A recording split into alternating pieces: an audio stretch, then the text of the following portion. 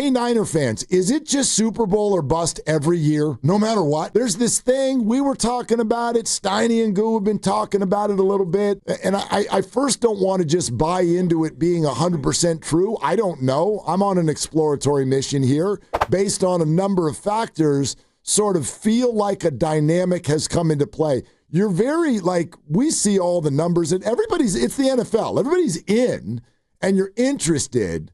But the Super Bowl's here in Santa Clara, and the Niners are 7-4, and I hear next to nobody connecting those two things. Nobody.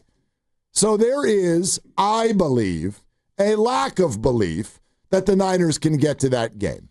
And that's fine. I agree. I don't really believe that they can get to that game, but that doesn't break my stride on a weekly basis. It doesn't break my interest, my excitement for 49er football, because I very much do the opposite, which is I don't ever do Super Bowl or bust. My hat says Super Bowl or try again. That might annoy a lot of you, whatever. But are we Super Bowl or bust as a fan base all the time, no matter what? Because even with Fred Warner and Nick Bosa gone and a bunch of other injuries, does that mean that if you feel like the Super Bowl is kind of off the table, then your interest in the year is sort of muted a little bit? Because that's what it feels like. And so, straw poll, right? Is your interest just kind of down a little bit because you don't see the Super Bowl as realistic? We'll take some calls, 888-957-957. Yeah, if you think that, and I don't want to call you out individually, but I will, you're spoiled.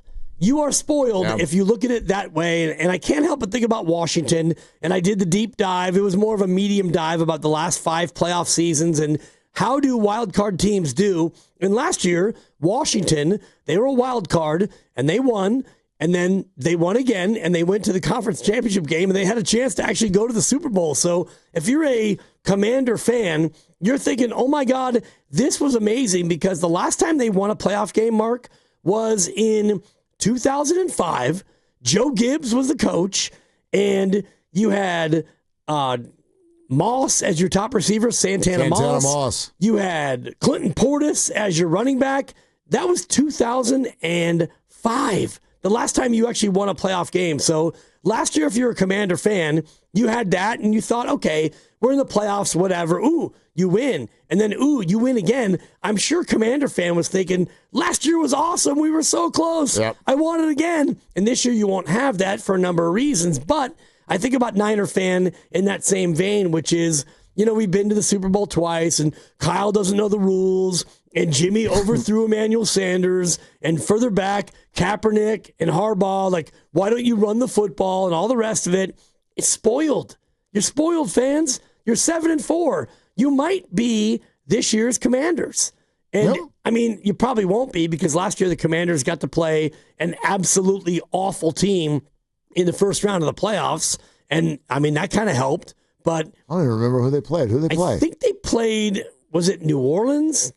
It was one of those teams with a losing record. Washington in the first round of the playoffs? I am blanking completely. I remember them beating Detroit. They beat Tampa. Okay, they beat Tampa. Tampa, yeah. Tampa wasn't. I mean, Tampa, they win a bad division, but they're Tampa. Right. They're Tampa. They're Baker Mayfield. Sure. They're solid. And then you go to Detroit and beat the Lions. And they kicked, I know the high scoring game. Defenseless Lions. No, they were awesome in that game. And then they gave Philly they gave them some business for a while. They scared them. 55-23. I know. Your final. I understand. It got out of hand in the fourth. Yeah, but it was a game. It was a game. It was. Washington was a tough out. I don't know. I think if you were, for example, Arizona or even Carolina, who's coming in here, and Carolina has not had that many chances to where, hey, we make it and we get to actually maybe go on a run. So I do think that Niner fans are a little bit spoiled. There's no question. I mean, look at this. Boxer and Gerson work injury attorney's text line. Why get emotionally involved when Kyle screws things up and there's injuries and player mistakes? Well, I don't know. Why wake up? Why get out of bed? Why even watch it? Why would you leave the house? Obviously, there's a risk with everything. Just terrible things are going to happen. Steph Curry turns the ball over. I don't know. Why? can you be a sports fan and look at life that way? What's the question? Why do this when somebody might strike out, throw an interception, or put up an air ball? I'm leaving. I'm going to go buy Molokai and live there by myself for the rest of my life. It's expensive, actually. Never mind. But yeah, so I'm gonna throw that away. I really hope that y'all don't look at sports that way. And so I get all of the things you just pointed out. It's disappointing to lose Super Bowls and all of that stuff. But I look at this year much more in a vacuum. And what I love about this one is you might think they're not really a contender. I might think they're not really a contender. Everybody you out there might not think they're a contender. But most of us also think they're going to make the playoffs. And what if we're wrong?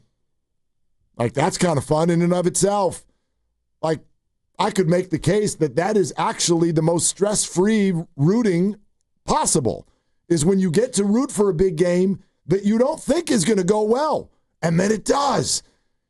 And in general, we tend to think those are the most special runs of them all.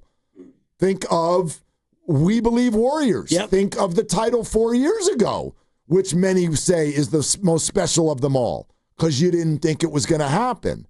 And then, is there value in even just being in the dance? Is there value to loving and losing rather than never loving at all? There's great value. 100% there is. And I look at the NFC right now, and you could look at New York, New Orleans, Washington, Atlanta, Arizona, Minnesota, and probably Dallas based on their schedule. And you could say, you're not contenders because you won't be in the dance, and you've got basically 9 teams for 7 spots, one of whom you play this weekend. And if you beat Carolina, then you might put them in the also-ran category very quickly. And then you've got Chicago later, which you can kind of do the same thing to them. So for me, if you ever just get into the playoffs, you are automatically a contender. I mean, if you're in, sure. Right. Like, there's even teams that are going to win their division that I'm like, well, you're not going to win the whole thing.